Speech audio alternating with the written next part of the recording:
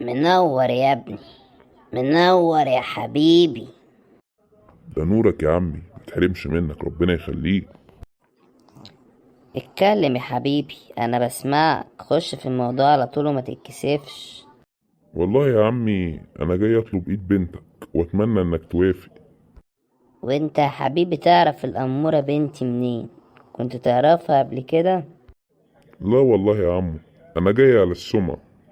للدرجة دي سمعتنا وسخة؟ تعالي قربي يا حبيبتي، قربي سلمي على عريسك، تعالي.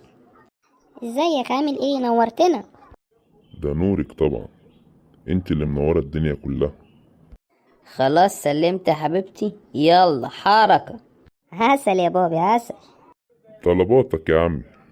بص يا ابني، احنا اهم حاجة عندنا سعادة بنتنا، وبما ان سعادة بنتنا مرتبطة بالفلوس فاحنا هنتكلم في الفلوس. هتجيب ب100,000 جنيه دهب، و200,000 متأخر، و200,000 مهر زيهم. حضرتك بتكلمني انا يا عمو؟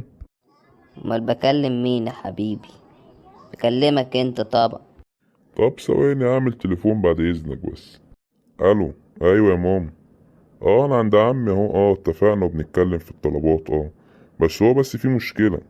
هو فاكرني ساري عربي او راجل خليجي او ان انا مثلا مطلع كنز ولا حاجة. ده طالب ب100,000 دهب وب200 متأخر و200 شبكة. مش عارف الراجل ده طلباته ايه. هو مش عارف ان انا سالف الكوتش ده يا ماما ولا ايه؟ اه. لا لا لا لا، ده انا يعني خلاص خلصت كل حاجة تقريبا. مش عارف بقى يرضوا يدوني البسبوسة تاني ولا لا. بص يا عم، انا كلمت ماما وقالت لي ان احنا موافقين على كل الطلبات دي، بس في مشكلة. انا بس هحتاج من 15 ل 20 سنة اروح اكون نفسي وارجع لحضرتك. سلام عليكم.